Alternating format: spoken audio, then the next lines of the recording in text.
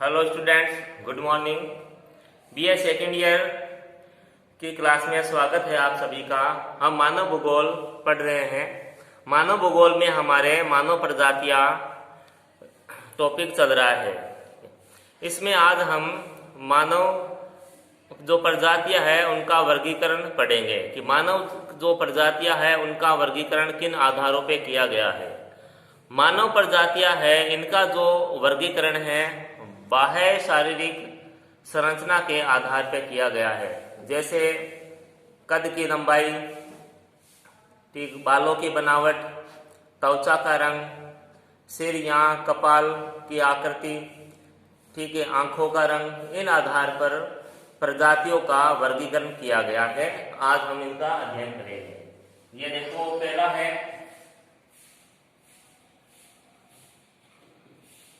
मानव प्रजातियों का वर्गीकरण।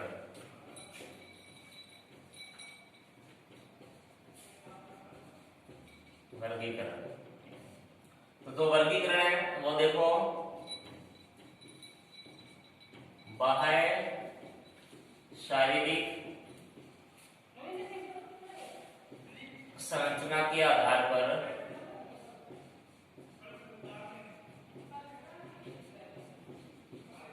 किया गया है।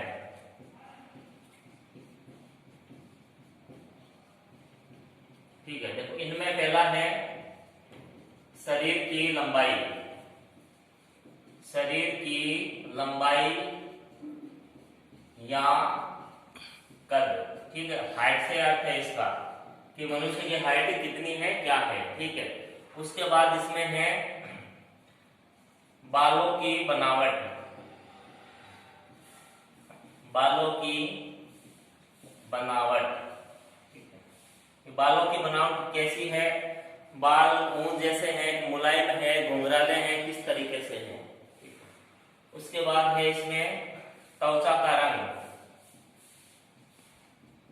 ये आपको पता ही है, गोरा या काला, ठीक है, दो तरह की स्किन है।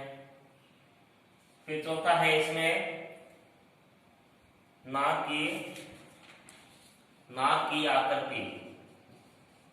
नाक की आकृति। फिर है इसमें मुखाकृति। मुखाकृति। फिर है इसमें देखो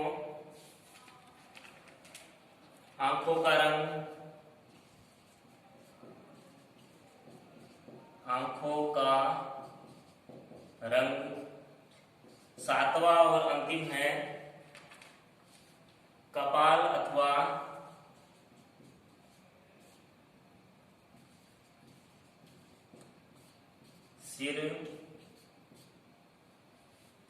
सिर का आकार।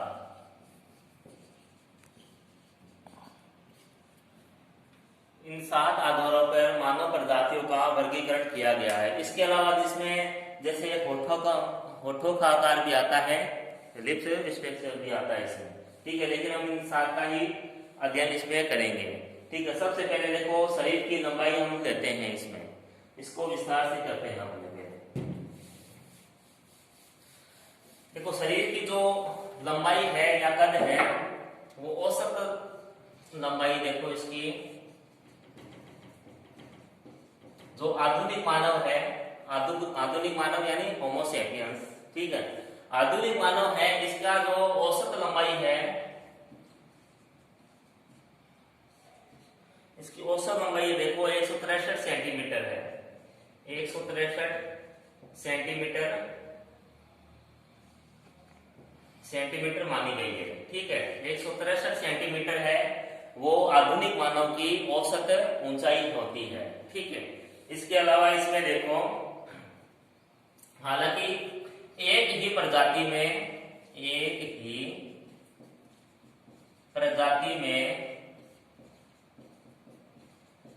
विभिन्न लंबाई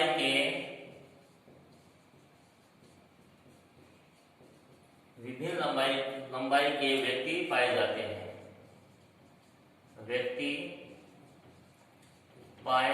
हैं। ठीक है। यानी एक ही प्रजाति है, उसमें विभिन्न प्रकार के जो व्यक्ति है वो पाए जाते हैं। इसमें देखो हेडन महोदय है, एक विद्वान है हेडन महोदय। हेडन महोदय इन्होंने क्या किया है, जो मानव शरीर की जो लंबाई है इसे 5 भागों में बांटा है, 5 भागों में, ठीक है, लंबाई को बांटा है, लंबाई। जो हेडन महोदय है इन्होंने 5 भागों में लंबाई को बांटा है। वो देखो, सबसे पहले बोना, छोटा, मंझला, ठीक है, बोना, फिर छोटा, थर्ड है मंझला यानी बीच की हाइट, उसके बाद है देखो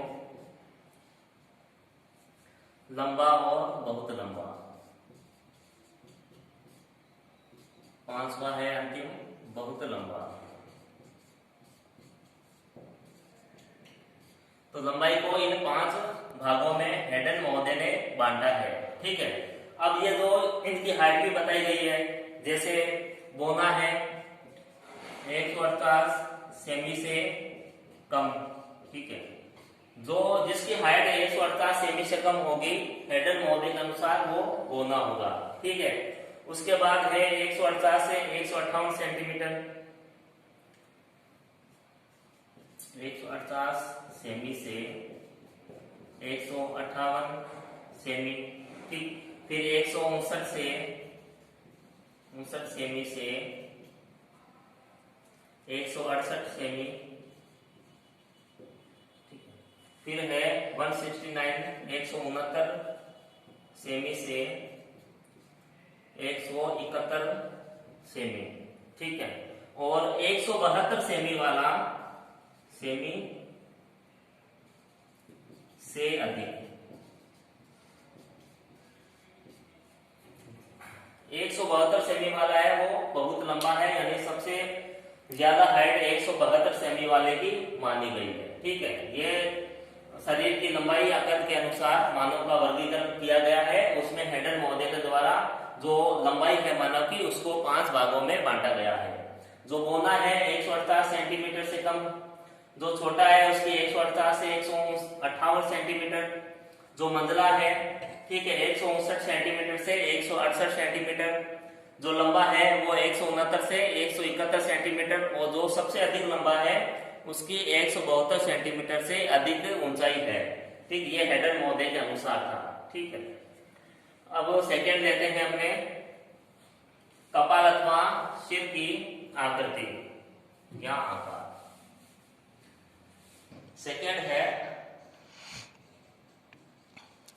कपाल या सिर का आकार।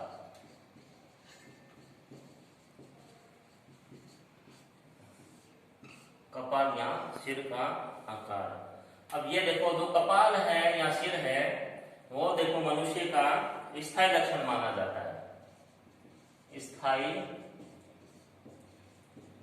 लक्षण माना जाता है। स्थायी लक्षण इसलिए माना जाता है क्योंकि वातावरण का जो प्रभाव है वो सिर और जो कपाल है उस पर बहुत ही कम पड़ता है, यानी इसमें परिवर्तन नहीं होता है, ठीक है। सिर या कपाल में वातावरण का इस पर कोई असर नहीं होता है। सिर का आकार या कपाल है जो इसका एक सूचकांक है, फॉर्मूला इसका कपाल सूचकांक, कपाल सूचकांक। तो इसका फॉर्मूला है कपाल सूचकांक बराबर सिर की चौड़ाई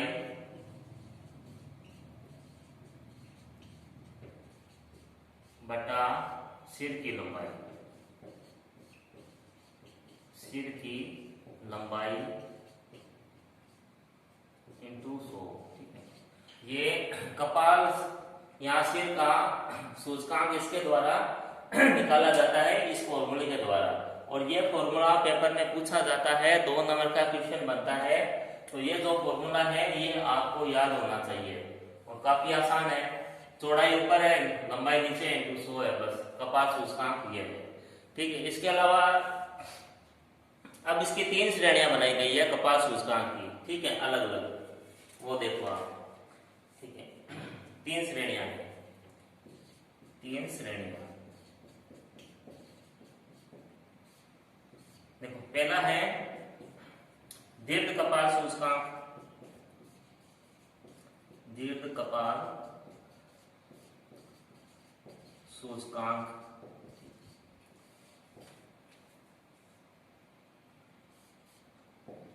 इसका है देखो 75 से कम सूचकांक, इसका 75 से कम माना गया है ये। फिर उसके बाद है मध्य कपाल सूचकांक, मध्य कपाल सूचकांक, ये है 75 से 80 के मध्य, 75 से 80, ठीक है। फिर है लघु कपाल सूचकांक, लघु कपाल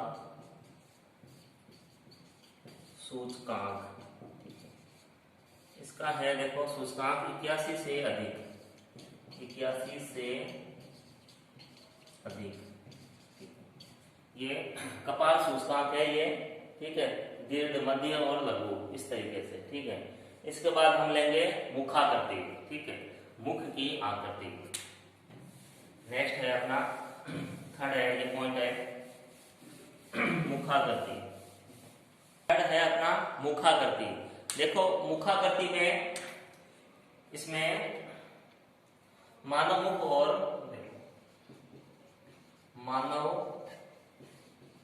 और निचला जबड़ा, निचला जबड़ा शामिल किया जाता है।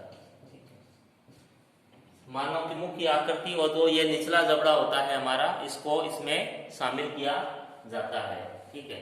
अब जिनका जो सिर है लंबा होता है, जिनका देखो सिर लंबा है,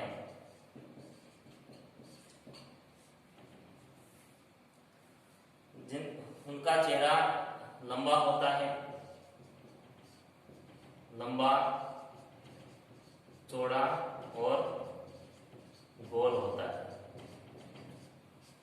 उसके बाद जिनका जो सिर है गोल सिर वाले, जिनका सिर गोल होता है, गोल सिर, उनका जो चेहरा है एक तो चौड़ा होता है और गोल होता है उनका चेहरा, ठीक है। लंबा सिर लंबा है तो जो चेहरा लंबा होगा, चौड़ा होगा और गोल होगा। जिनका जो सिर है गोल है, उनका चेहरा चौड़ा होगा और गोल होगा, ठीक है। अब इसको भी 3 श्रेणियों में बांटा है, 3 भागों में, ठीक है। मानव मुख के आधार पर, मानव मुख के आधार पर मानव प्रजातियों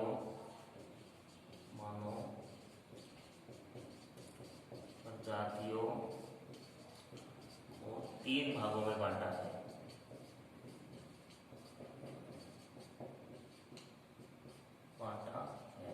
ठीक है। इसमें देखो पहला है चौड़े मुख वाले, पहला है चौड़े मुख वाले,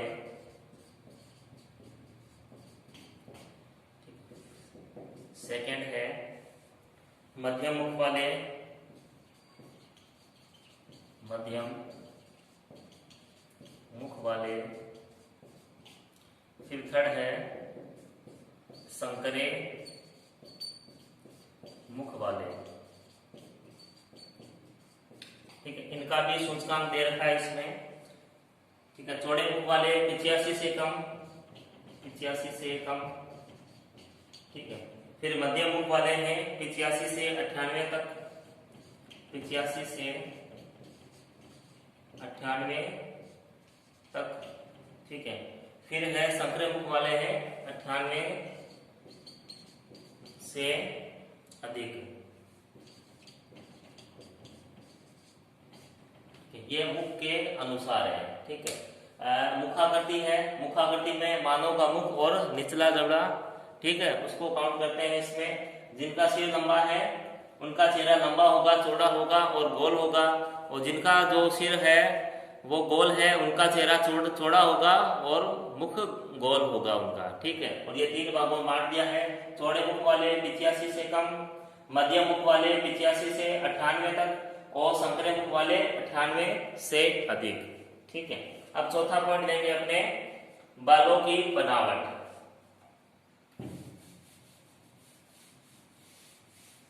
चौथा पॉइंट है बालों की बनावट।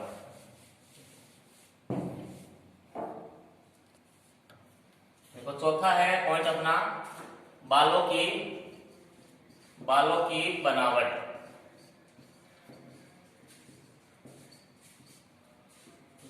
देखो बालों की बनावट, अब देखो बालों की जो बनावट है इस पर वातावरण, भोजन, ठीक है, का कम प्रभाव दिखाई पड़ता है, ठीक है। इसमें क्या होता है, आनुवांशिकता प्रमुख होती है। एक पीढ़ी से दूसरी पीढ़ी जो बाल होंगे वो ही रहेंगे, बालों में जो परिवर्तन है वो बहुत कम होता है, ठीक है। इसमें देखो मानव की जैसे आयु, लिंग, भोजन आदि कारकों का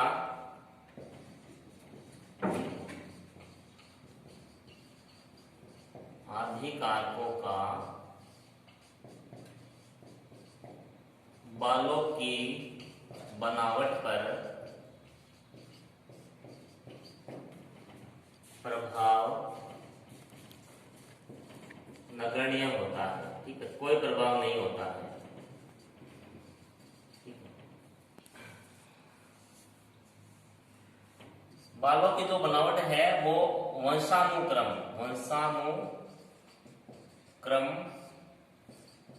द्वारा निर्धारित होती है, ठीक है। वंशानुक्रम द्वारा निर्धारित होती है बालों की जो आकृति है, ठीक है। आयु, लिंग और भोजन का इस पे कोई प्रभाव नहीं पड़ता है। उसके अलावा देखो जो मानव शास्त्री है उन्होंने बालों की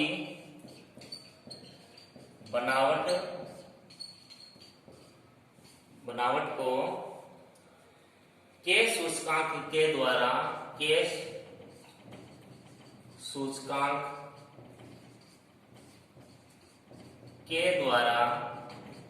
बताया है, ठीक है, बताया है।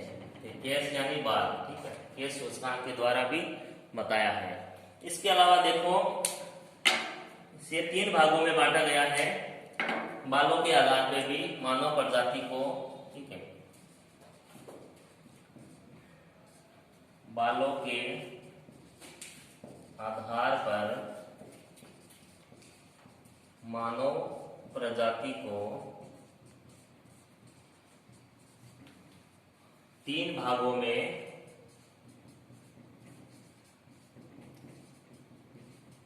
बांटा गया है। देखो पहला है, देखो बालों की जो बनावट है उसके आधार पर है सीधे, मोटे, कड़े व लंबे। सीधे, मोटे, कड़े व लंबे बाल है, ठीक है वो, ठीक है। तो ये कौन सी प्रजाति में है, मंगोल प्रजाति में, ठीक है। इस तरह के बाल होते हैं मंगोल प्रजाति में। उसके बाद सेकंड है चिकने लहरदार घुंघराले, चिकने लहरदार घुंघराले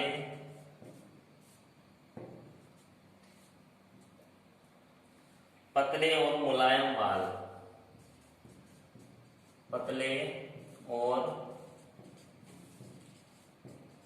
मुलायम बाल, ठीक है। ये होते हैं ऑस्ट्रेलाइड प्रजाति में, ऑस्ट्रेलाइड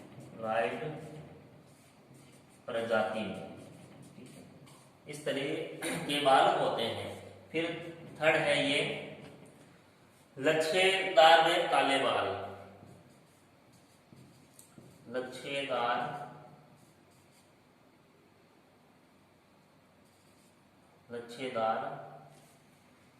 व काले बाल, तो ये होते हैं निग्रो प्रजाति में, निग्रो प्रजाति में, ठीक है। ये बालों के आधार पर है, ठीक है। बालों की जो बनावट है इसमें लिंग है या भोजन है, ठीक है, या आयु है, उसका कोई प्रभाव नहीं पड़ता है। बालों की जो बनावट है वो वंशानुक्रम के अनुसार ही चलती है, ठीक है। उसके अलावा 3 भागों में इसे बांट रखा है। सीधे, मोटे, कड़े व लंबे बाल मंगोल प्रजाति में होते हैं। फिर चिकने, लहरदार, घुंघराले, पतले और मुलायम जो बाल है वो ऑस्ट्रेलाइड प्रजाति में होते हैं। फिर लच्छेदार व काले बाल निग्रो प्रजाति है उसमें पाए जाते हैं, ठीक है। नेक्स्ट अपने देखते हैं नाक की आकृति। नाक की आकृति के आधार पर प्रजातियों का वर्गीकरण किया गया है, ठीक है। अब जो नाक है इसमें भी नासिका सूचकांक का उपयोग करते हैं। देखो 5वां पॉइंट है नाक की आकृति,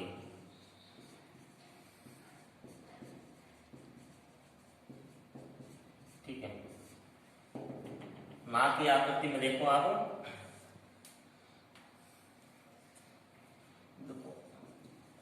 मानव की विभिन्न प्रजातियों में नाक की आकृति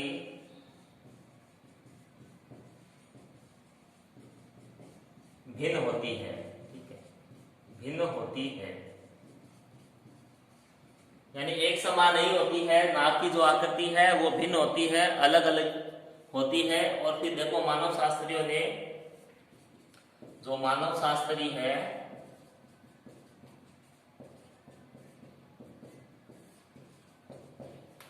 नासिका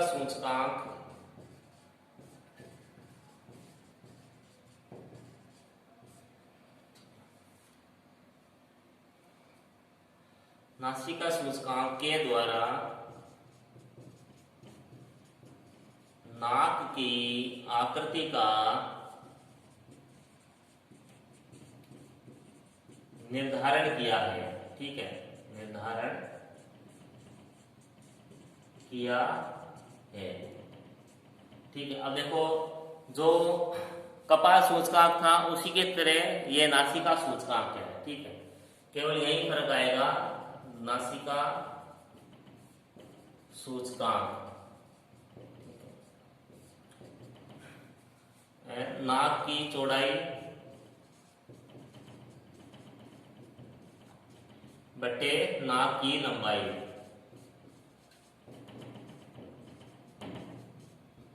इंटू 100, ठीक है। जो कपाल सूचकांक था उसी जैसा है, ठीक। यहाँ कपाल की जगह नासिका सूचकांक आ जाएगा, बाकी जो फॉर्मूला वो का वो है नाक की चौड़ाई बटे नाक की लंबाई इंटू 100, ठीक है, वही है। देखो इसके आधार पर देखो हेडन महोदय है, उन्होंने नासिका सूचकांक के आधार पर मानव प्रजातियों को 5 भागों में बांटा है, ठीक है। इसको ही मिटा देते हैं ऊपर वाला।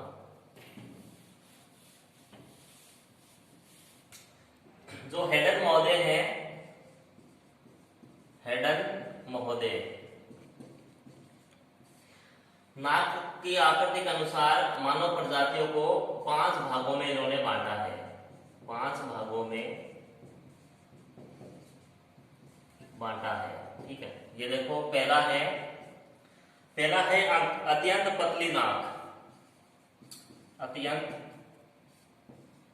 पतली नाक, ठीक है। इसका सूचकांक है 55 से कम, 55 से कम। फिर है सेकेंड है इसमें पतली नाक,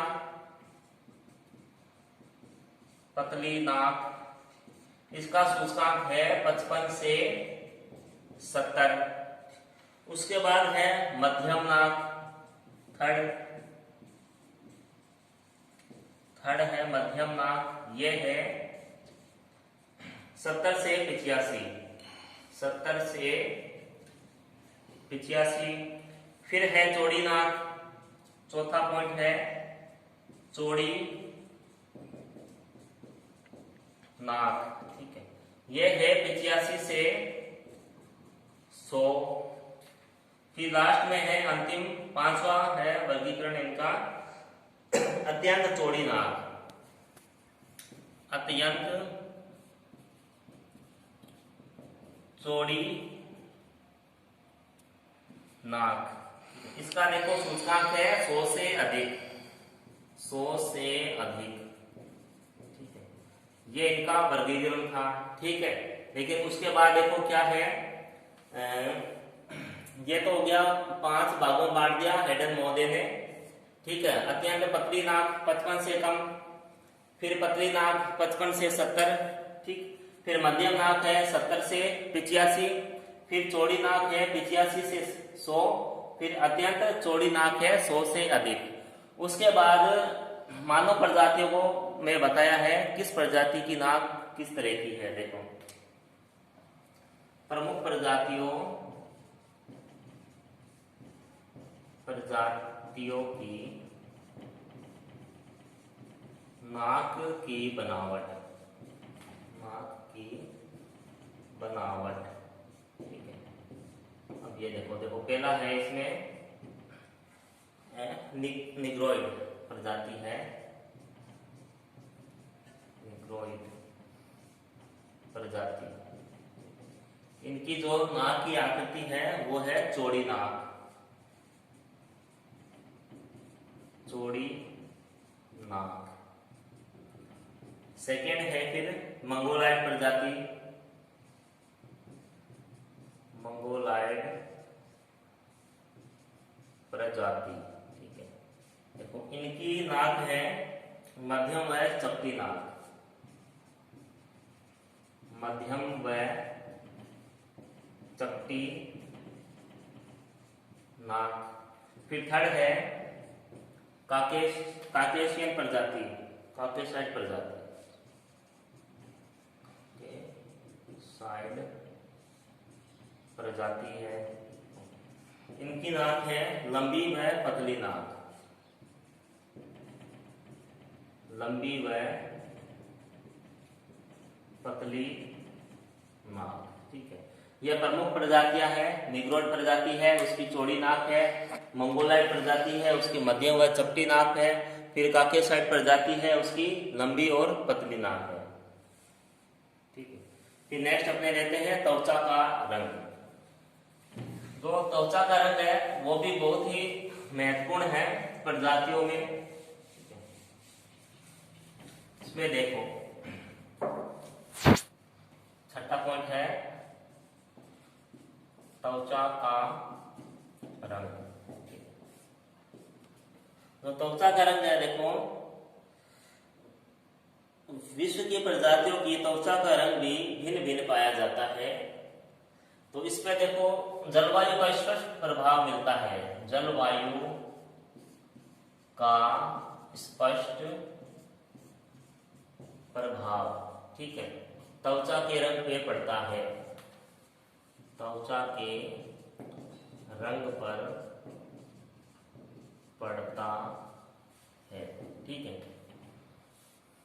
अब देखो जैसे जैसे हम देखो ये विषुवत रेखा है, ठीक है,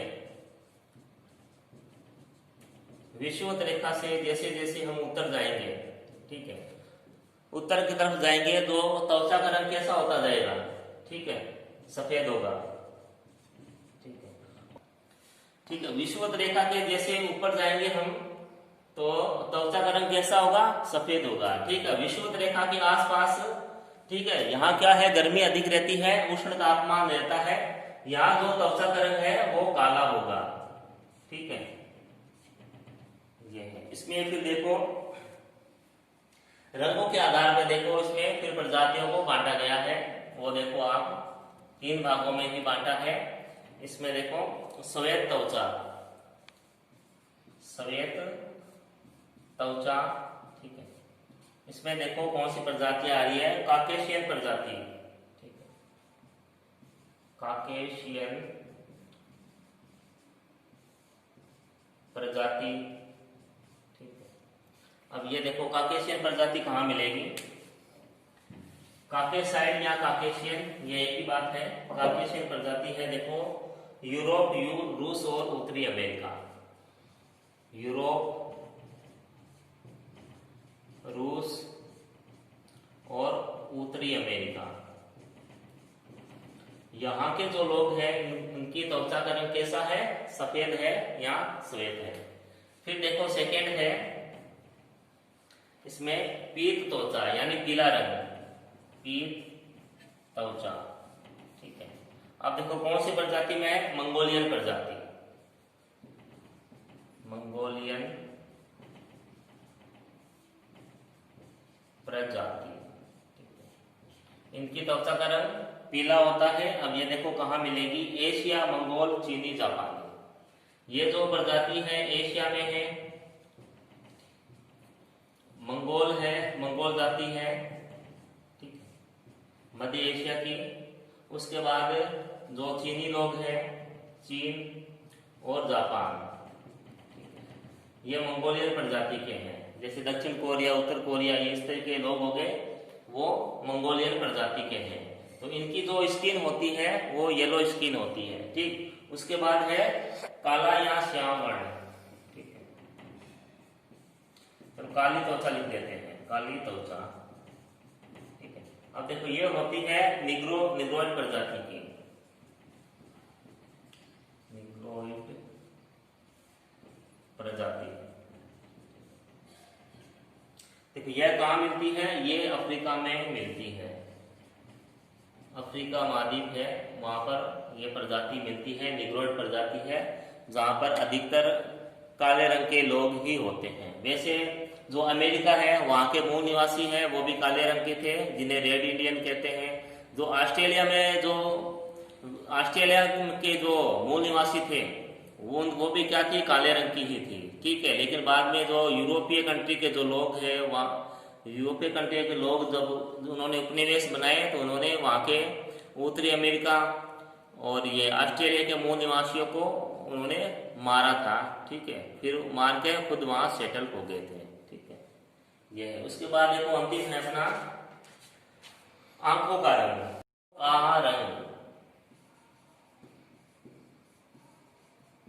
आंखों का रंग देखो, ठीक है। अब देखो अधिकतर क्या है, आंखों का रंग है वो काला होता है, ठीक है। लेकिन जो काकेशियस या काकेसाइड जो प्रजाति है उसमें क्या है, आंखों का रंग नीला भी होता है, हरा भी होता है और भूरा भी होता है, नीला, हरा और भूरा होता है, ठीक है। उसके बाद देखो जो आंखें होती है, कुछ प्रजाति की आंखें होती है वो बादाम की तरह होती है, ठीक है, बादाम की तरह तिरछी होती है उनकी आंखें, ठीक है। उसके अलावा जो मंगोलाइड प्रजाति है, जो मंगोलाइड प्रजाति है तो उसकी जो आंखें होती है वो अर्ध खुली होती है, ठीक है, अर्ध खुली आंखें होती है उसकी, अर्ध खुली आंखें, ठीक है।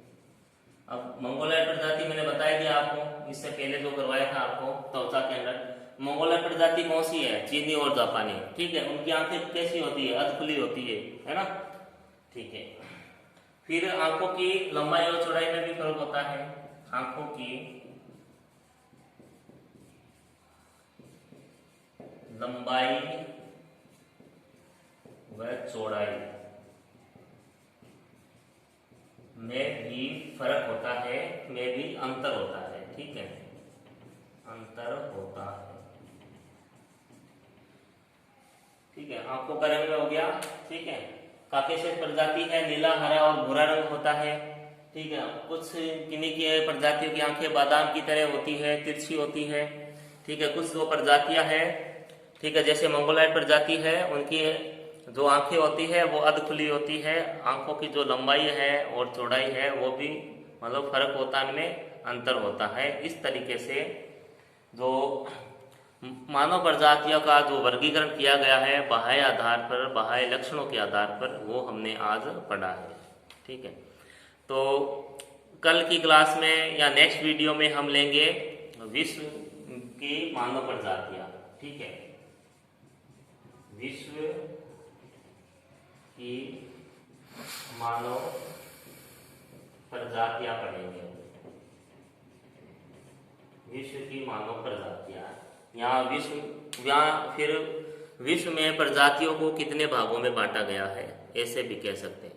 तो प्रजातियां, जो विश्व की जो प्रजातियां है उसको 4 भागों में बांटा गया है। ठीक है। कल नेक्स्ट वीडियो में अपने वो ही लेंगे। ठीक है। वो 4 प्रजातियां कौन सी हैं वो हम पढ़ेंगे। ठीक है। वो अपना लास्ट टॉपिक होगा कल। तो मानव प्रजातियां है वो कल समाप्त हो जाएगा ये टॉपिक। ठीक है। तब तक घर पे रहे, स्वस्थ रहें और पढ़ते रहें। ठीक। आपका कोई भी क्वेश्चन हो वो कमेंट्स बॉक्स में जरूर लिखें। ठीक है। धन्यवाद।